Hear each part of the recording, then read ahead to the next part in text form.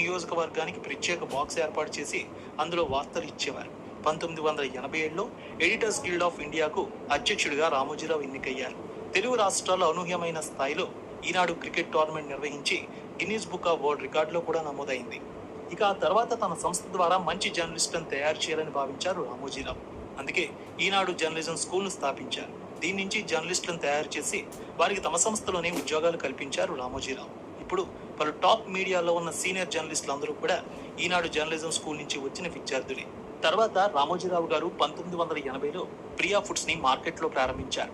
ప్రత్యేక విభాగంగా ఏర్పాటు చేసి ఫుడ్ బిజినెస్ లోకి ఎంటర్ అయ్యారు. వంట నూనెలు, పచ్చళ్ళు, నెయ్యి ఇలా అనేక రకాల ఉత్పత్తులు అమ్మారు. ఈ కంపెనీ కూడా క్వాలిటీ మెయింటైన్ చేయడంతో సూపర్ సక్సెస్ అయింది. మన దేశంలోనే కాదు, సుమారు 25 దేశాలకు ప్రియా ఫుడ్స్ ఎగుమతి అవుతున్నాయి. తర్వాత చిత్రరంగ వార్తల కోసం ప్రత్యేకంగా సితార, సాహిత్య రంగం కోసం విపుల, చతుర